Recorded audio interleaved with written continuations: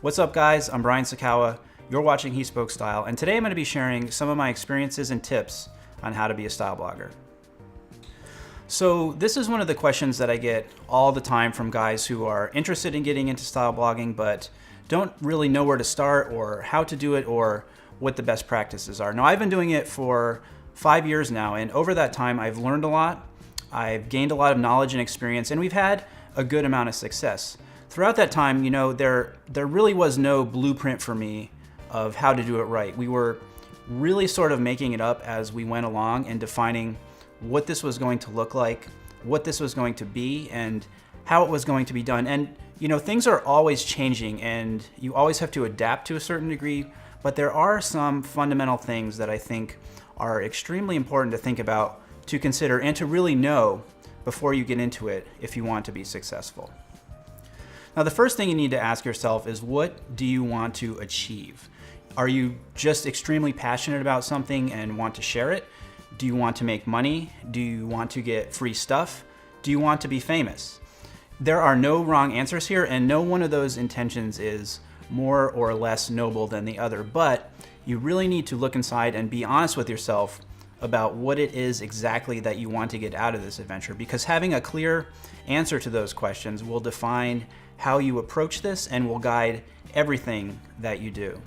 Next is possibly the biggest question you need to ask yourself, and that is, what do you offer? More and more, this is becoming an increasingly crowded space, and you really need to have something that differentiates you, not only so that you stand out, but just something that gives people a reason to want to listen to you and to follow you. What makes you unique?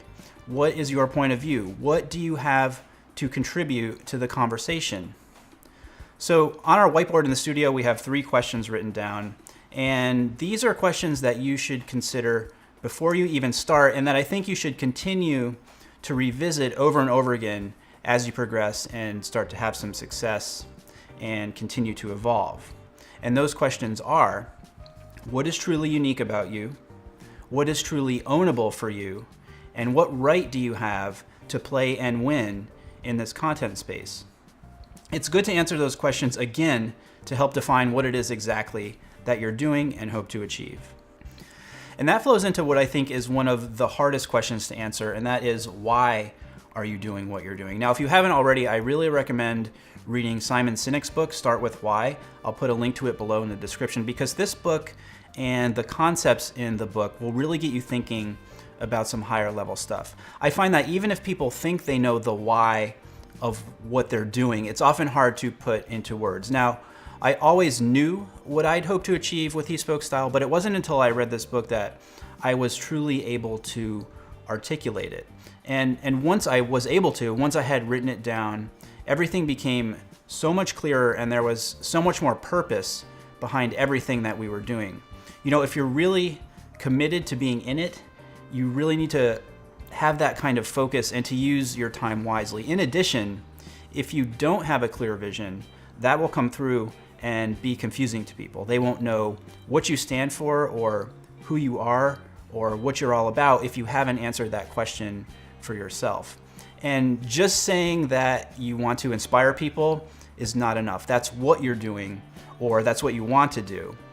It's not why you're doing it. So you can see that it's really not that easy to define your why, but it is extremely important, in my opinion, if you really want to have a deep and meaningful impact on people.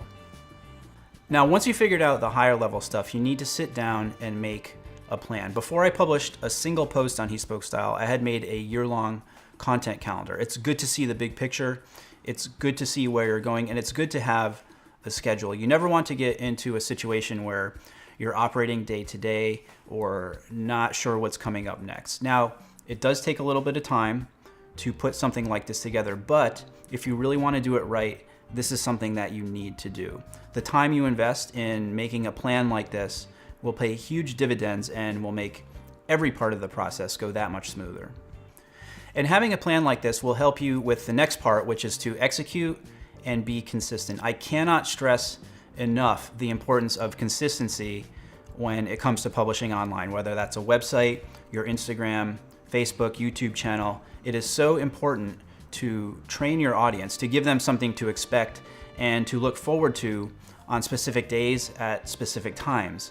And not only that, but consistency is rewarded by the bigger powers that be, like Google and algorithms. These engines look for things like that. And if one of your goals is to reach as many people as possible, you really need to publish consistently. Next, I think it is so important to publish only high quality original content. And again, this is one of the things that will make you unique. Now, I started He Spoke Style because a lot of the websites I was reading about classic men's style did not have original images of the stuff that I was reading about. Sometimes they were archival images, sometimes they were sourced from other websites, and that to me removed a lot of the personal connection that I wanted to feel and that I thought was very important to really getting behind a certain point of view. Like, don't just tell me about something, show me how to do it, show me how something should be worn, show me how you would wear it, not a bunch of other people that I can find online myself.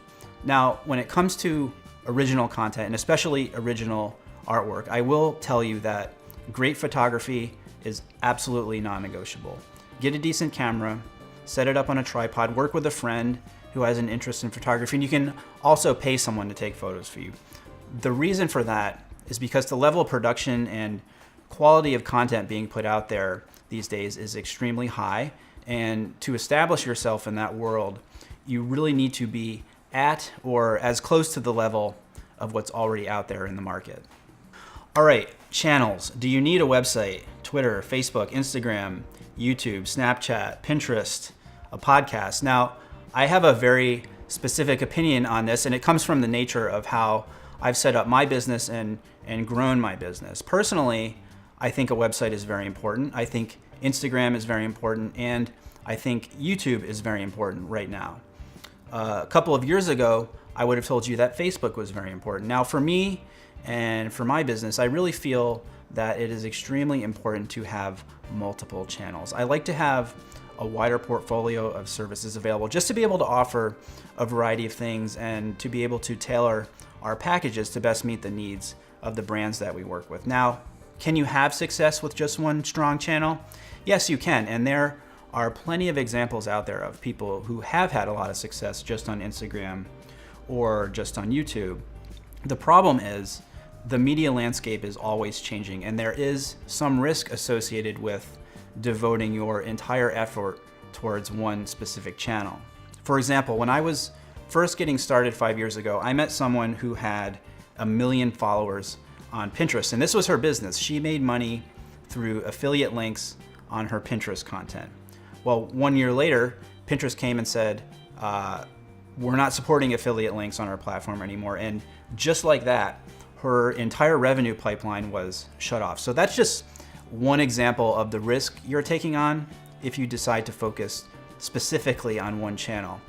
Now, the other thing is that because the landscape is always evolving and there's a shifting emphasis on different channels, there are people who will jump from lily pad to lily pad depending on which way the winds are blowing at the moment. And although I feel they might have some short-term success, they're really trapping themselves in this kind of endless loop of having to redefine who they are and what they're about and who they're serving, that I think it dilutes their brand and kind of calls into question their authenticity. So if you're an aspiring men's style blogger, those are some things to think about that I think are key to being successful. Asking yourself, what do you want to get out of it? What do you offer? What's your point of view? Why are you doing what you're doing? Making a plan, executing that plan consistently, only posting original, high quality content, and deciding what channels are the best fit for you based on your goals.